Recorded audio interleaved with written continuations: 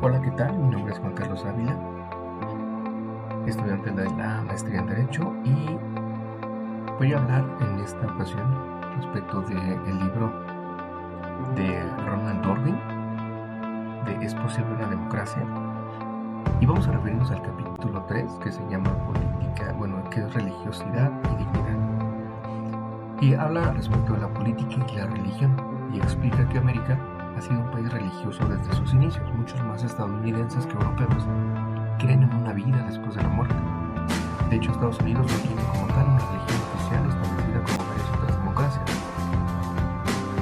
Y el uso partidista de la religión parecía tal. Sin embargo, dejó de inhibirse o evaporarse a partir de los años de Reagan, y en la actualidad se ha ido utilizando más. De hecho, los sacerdotes católicos y evangélicos pidieron abiertamente la derrota de John Kerry, y un grupo de obispos dijo que cualquier voto católico por él debería de ser excomulgado.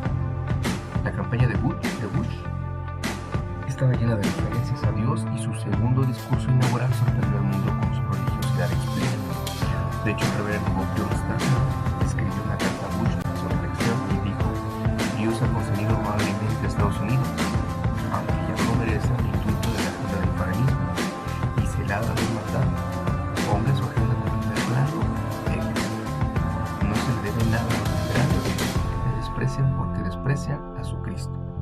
Bush era lo que la encuesta calificaba de valores morales, y muchos comentaristas asumieron que eso significaba valores religiosos, pero valores morales es una descripción excepcionalmente opaca, y otros comentaristas piensan que Bush ganó por poco, principalmente porque la gente pensó que era más duro con los terroristas.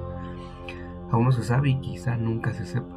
Sin embargo, es importante recalcar que la religión jugó al menos un papel importante en la elección. Sin embargo, los políticos aspirantes, demócratas y republicanos, están claramente tentados a hacer un uso mucho más explícito del atractivo religioso y la retórica de lo que sería tolerado en otras naciones de similar madurez democrática y económica. Cuando los jueces de Florida dictaminaron sobre el soporte vital que podía ser terminado para Terry Shihabo, un joven que había estado en estado vegetativo persistentemente durante muchos meses, los políticos declararon que los jueces estaban desafiando la voluntad de Dios. John Danforth es un ministro cristiano que fue senador republicano de Missouri durante 18 años y por un tiempo embajador de Bush ante las Naciones Unidas. Él dijo que se ha ido tan lejos en la adopción de una agenda sectaria que se ha convertido en la extensión política de un movimiento religioso. Como senador, él manifestó: me preocupaba cada día el tamaño del déficit federal. No pasé ni un minuto preocupándome por el efecto de los gays en la institución del matrimonio. Y a día de hoy, eso le parece que se está involucrando más en este tipo de temas. Y bueno, vamos a hablar sobre estos dos temas. Bueno, el autor habla en este capítulo sobre dos temas: el aborto y el matrimonio gay. Como comenta que han sido los imanes más dramáticos que han atraído al evangelismo a la política, pero ha generado un espectro mucho más amplio de causas, y los conservadores religiosos ahora parecen apuntar a nada menos que una absorción federal del cristianismo en la vida pública de Estados Unidos. Entonces, en este capítulo tercero vamos a ver de qué más habla, pero uno de los temas principales es precisamente la religión y cómo la religión desde hace mucho tiempo se ha empezado a involucrar en estas cuestiones políticas.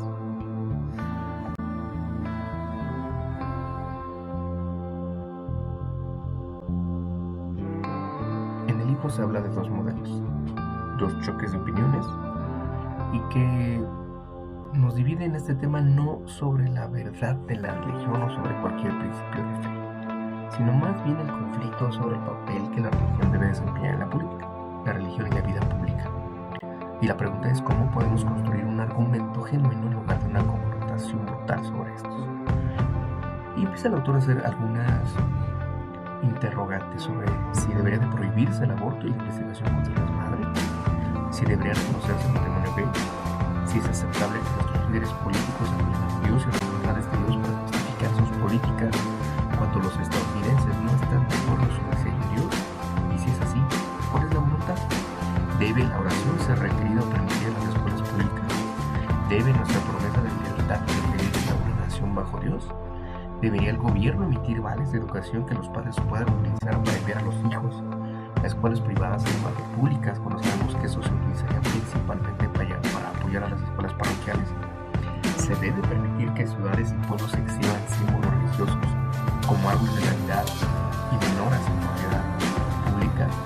Esa es las preguntas que plantea Ronald Gordon. Y más adelante señala que primero va a ser más esclarecedor distinguir dos actitudes polares que definan el problema general. Dos modelos que podrían adoptarse como tipos ideales a seguir para enfrentar cuestiones más concretas una por una. Los estadounidenses están de acuerdo en un principio de crucial importancia, y el gobierno debe ser tolerante con todas las religiones pacíficas y también con las personas libres, pero desde qué base debe surgir la tolerancia. Si se debe ser una nación religiosa comprometida colectivamente con los valores de la fe y el culto, pero con tolerancia a la minoría religiosa seguido los no creyentes, o si debería de ser una nación comprometida con un gobierno completamente secular, pero con tolerancia y movimiento para la fe religiosa. Una nación religiosa que tolera la incredulidad, o una nación laica que tolera la religión. En la práctica, una nación bien podría llegar a un compromiso entre estos dos modelos, sacando algunas instituciones y reglas de cada uno. De hecho, la práctica estadounidense refleja tal mezcla. Como ya vemos, existen dos modelos. El primero sería el de la sociedad religiosa tolerante y el de la sociedad laica tolerante. Bien, para ponerse de acuerdo respecto a la libertad religiosa, sí existen discrepancias entre estas dos. Los partidarios, por ejemplo, de una sociedad religiosa tolerante podrían verse tentados a declarar que el derecho a la libertad religiosa es sugerente. Por lo tanto, podrían adoptar una visión muy estrecha de ese derecho, que abarca solo la libertad de adorar a un ser sobrenatural. Y también la libertad de rechazar por completo la existencia o la importancia de cualquier criatura de ese tipo. El derecho de libertad religiosa, así entendido, no supondría ningún derecho más general del que se extraiga.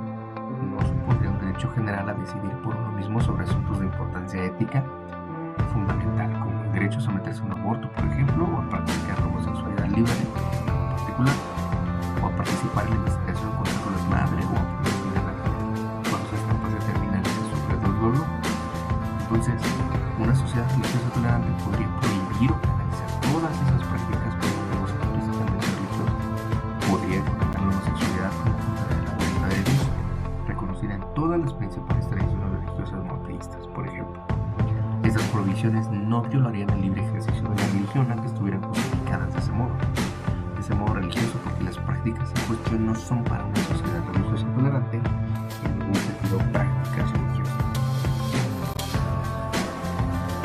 Cualquier derecho a la libertad de elección que otorgue la protección especial a las personas religiosas o las prácticas religiosas se consideraría en una sociedad así como una discriminación a su favor, hablando de una sociedad laica tolerante, porque dejaría a otras personas expuestas a restricciones en su libertad para ejercer opciones que para ellas reflejan valores del mismo carácter ético y función que los valores religiosos de las personas religiosas. Una comunidad laica tolerante debe, por tanto, encontrar su justificación para la libertad religiosa en un principio más básico de libertad que genere una concepción más generosa de las esferas de valor en las que las personas deben ser libres de elegir por sí mismas. Debe tratar la libertad religiosa como un caso de un derecho más general, no solo de libertad religiosa, sino también de libertad ética.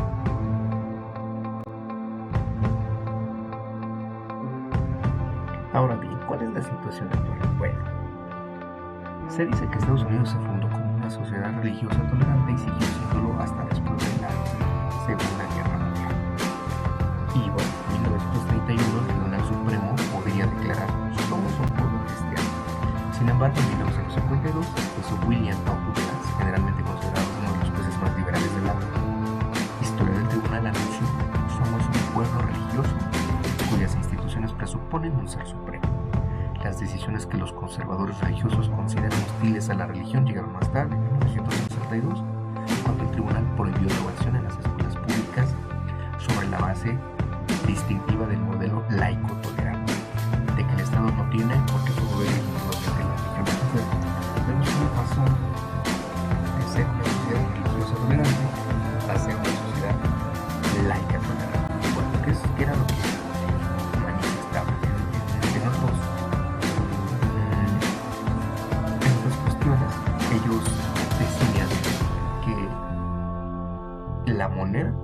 faltaba la confianza colectiva en Dios, que sus grandes instituciones de gobierno comenzaban sus procedimientos con oraciones, y pocos comentaristas esperarían que el Tribunal Supremo declarara inconstitucional la referencia a Dios en el juramento de lealtad si alguna vez tuviera que decidir sobre esta cuestión. Sin embargo, se suele argumentar que esas prácticas son solo ceremoniales, solo movimientos rituales como la telefonista que desea un buen día, pero el Tribunal Supremo despertaría la furia nacional si finalmente no mantuviera el juramento de su forma actual. Y eso demuestra no la banalidad y la falta de importancia de las invocaciones oficiales a Dios, sino su importancia simbólica.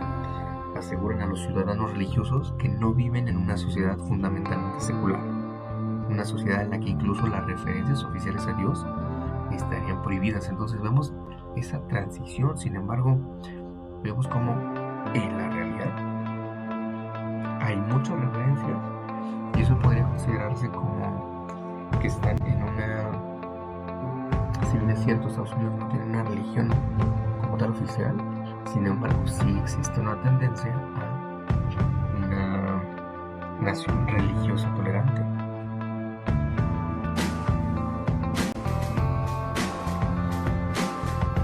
Ahora bien, los dos modelos que se han estado tratando es increíble el alcance y la apertura del principio de responsabilidad a la acción aquí en nuestra ley. El modelo religioso tolerante contra la constitución estrecha de la libertad religiosa que incluye, por ejemplo, el derecho a elegir el aborto o casarse con el mismo sexo.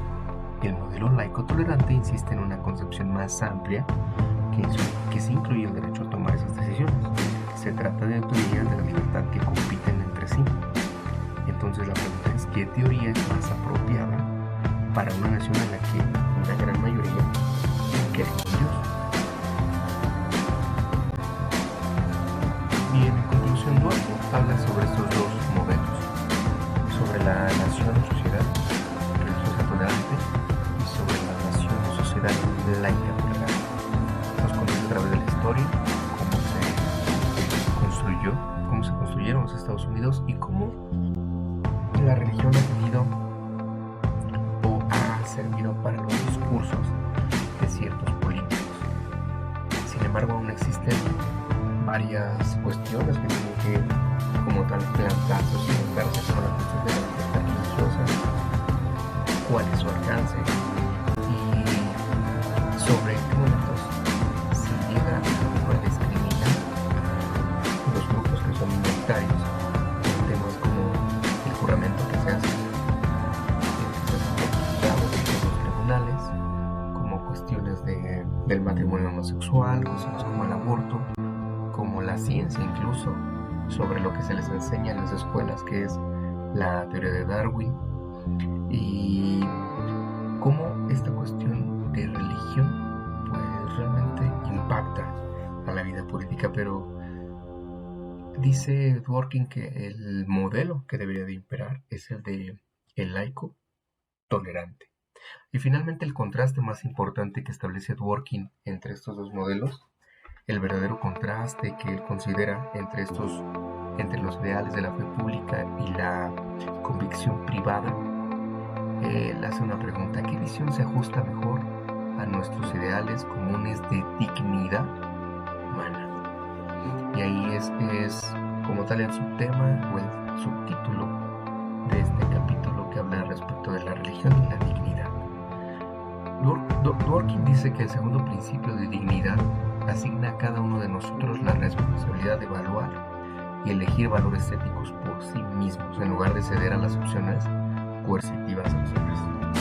Nuestra cultura como tal influye en nuestra elección de valores, nuestras personalidades, que se construyen en parte a partir de los millones de elecciones que otros han hecho por sí mismos. Sus elecciones determinan en gran medida los libros que leemos, las imágenes que vemos y las expectativas que determinan lo que hacemos por naturaleza. El segundo principio no prohíbe esta influencia inevitable, prohíbe la subordinación, que es algo muy diferente. Me prohíbe aceptar que otras personas tengan derecho a dictarme lo que debo pensar sobre lo que constituye una buena vida, o a prohibirme que actúe como quiera, porque piensan que mis valores éticos son erróneos. Por tanto, me prohíbe aceptar cualquier manipulación de mi cultura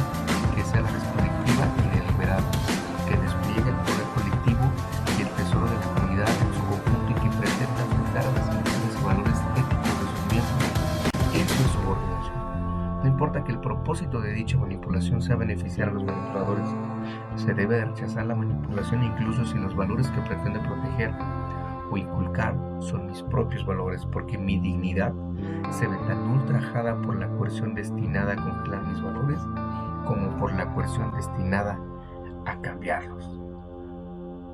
Lo que dice Dworkin es que debe de atenderse más a una cuestión de dignidad más que una cuestión coercitiva o lo que llegue a imponer como tal una política, no importa si va incluso acorde a mis valores, sino que esta dignidad no debe ser ultrajada por la cuestión destinada a congelar valores o como a esa cuestión